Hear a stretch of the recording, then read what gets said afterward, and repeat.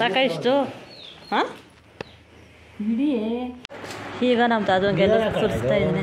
ಹಂಗೇನೆ ಈ ಥರ ಕಟ್ಕೊಂಡಿದ್ದೀವಿ ಬಿಸಿ. ಈಗ ಇಷ್ಟು ರವೆ ಉಂಡೆ ರೆಡಿಯಾಗಿದೆ.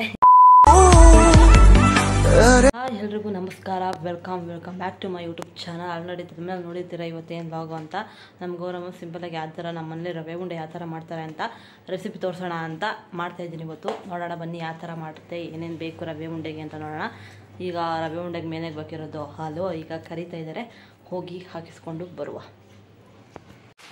ಸಾಕ ಇಷ್ಟು ಹಾಂ ಬಿಡಿ ಹಾಕು. ಈಗ ಹಾಲು ಏನಿದು ಡೈರೆಕ್ಟ್ ಹಾಲುಂಡೇರಿಂದ ಹಾಲಿಂದನೇ ಕರಿತಾ ಇರೋದು. ರವೆ ಉಂಡೆಗೆ ಹಾಲು ಎಷ್ಟು ಹಾಕಿಸ್ಕೊಂಡಿದ್ದೀನಿ. ಸಾಕಲ್ಲ ರವೆ ಉಂಡೆಗೆ ಮಾತ್ರ ಮನೆಗೆ ಐತೆ. ಇದು ರವೆ ಉಂಡೆಗೆ ಫ್ರೆಶ್ ಆಗಿರಲಿ ಅಂತ ತಗೊಂಡಿರೋದು.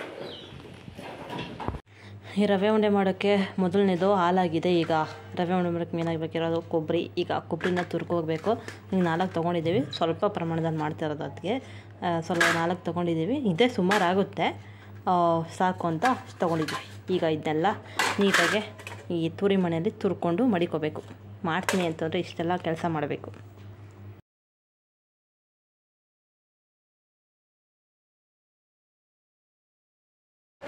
ಈಗ ನಮ್ಮ ತಾತಂಗೆಲ್ಲ ಸುರಿಸ್ತಾ ಇದ್ದೀನಿ. ಹಂಗೇನೆ ಅಷ್ಟರಲ್ಲೇ ಇದು ಮಾಡಿ. ಏನಿದು ಹಿಂಗೈತಲ್ಲ, ಚೆನ್ನಾಗೈತೆ ನೋಡು. ಫ್ರೆಶ್ತು ಸುರಿಸ್ತಾ ಇದೆ. ಒಂಚೂರು ಕಿತ್ತೋಯ್ತು, ಅದಕ್ಕೇ ಇದೊಂದು ನೆಪ ಅಷ್ಟೇ. ನಾನೇ 3 ತುರಿದಿದ್ದು, ಅದಕ್ಕೆ ಇದು ತೋರಿಸೋಣ ಅಂತ ತೋರಿಸ್ತಾ ಇದ್ದೆ. ಏನು ಚೆನ್ನಾಗಿದ್ದದ, ತಿನ್ನೋಡು ಸ್ವಲ್ಪ. ತಿಂದಾನೆ ಚೆನ್ನಾಗದೆ.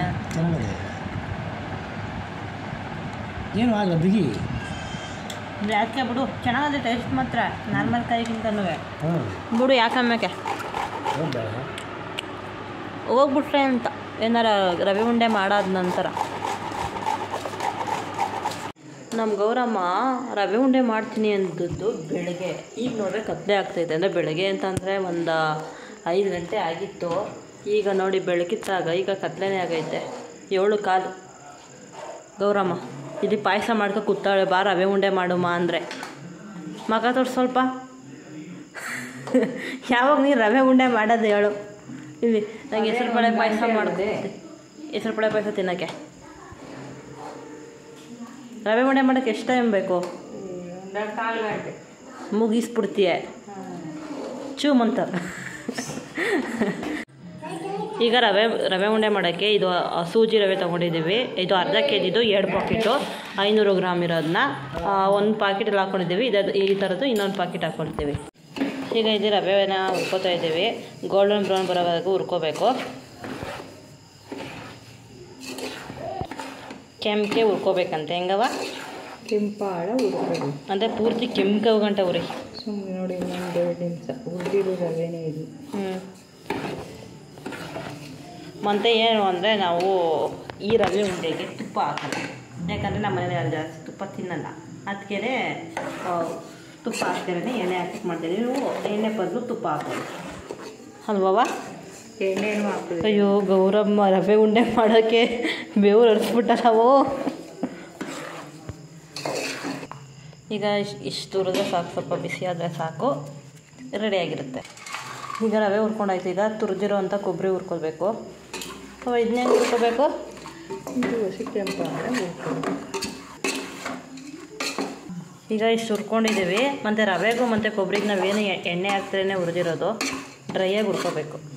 ಈಗ ಹುರಿದಿರೋ ಕಾಯಿ ಮತ್ತು ರವೆ ಎರಡನ್ನೂ ಕೂಡ ಮಿಕ್ಸ್ ಮಾಡ್ಕೋತಾ ಇದ್ದೀವಿ. ಈಗ ಎಷ್ಟು ಲೋಟ? ಈ ಲೋಟದಲ್ಲಿ ಎಷ್ಟು ಲೋಟವ? 4 ಲೋಟ ಸಕ್ಕರೆ. ಇಲ್ಲ ಬೆಲ್ಲದಲ್ಲಿ ಮಾಡೋಕ್ಕಾಗಲ್ತೆ? ಏಕೆ ಬೆಲ್ಲದಲ್ಲಿ ಮಾಡಾರೆ? ನೀನು ಟ್ರೈ ಮಾಡು ಹೊಸದಾಗಿ. ಹಾಗೆ ಗಮ್ಮಂತೈತೆ ರವೆ ಉಂಡೆ. ಈಗ ಕೊಟ್ಟಿರೋ ಏಲಕ್ಕಿಕಾಯಿ ಪುಡಿ ಟೋಟಲ್ ನಾನು 13 ಏಲಕ್ಕಿಕಾಯಿ ಹಾಕಿದೆ. ನೀವು ಮಾಡ್ತಿರೋ ಇದ್ರ ಪ್ರಕಾರ ಹಾಕ್ಕೊಳ್ಳಿ. ಈಗ ಉದ್ದಿರೋ ಗೋಡಂಬಿ ಹಾಕ್ಕೊಂಡಿದ್ದೀವಿ. ಬೇಕಾದ್ರೆ ನೀವು ದ್ರಾಕ್ಷಿನೂ ಕೂಡ ಹಾಕೋಬೋದು, ಬೇಕಾದ್ರೆ ಆ್ಯಡ್ ಮಾಡ್ಕೊಳ್ಳಿ. ನಾವು ಬರೀ ಗೋಡಂಬಿ ಹಾಕಿದ್ದೀವಿ. ಗೋಡಂಬಿ ಹಾಕ್ಕೊಂಡು ಈಗ ನೀಟಾಗಿ ಮಿಕ್ಸ್ ಮಾಡ್ಕೊಳ್ಳುವ. ಈಗ ಕಾಯಿಸಿರೋ ಹಾಲು ಹಾಕೋತಾ ಇದ್ದೀವಿ. ಈರಮ್ಮ ತಾಳ್ಮೆ ಇರಲಿ. ಎಲ್ಲರಿಗೂ ಬಿಡ. ಈಗ ಮಿಕ್ಸ್ ಮಾಡಿಬಿಟ್ಟು ಉಂಡೆ ಕಟ್ರೆ ರವೆ ಉಂಡೆ ಆಯಿತು.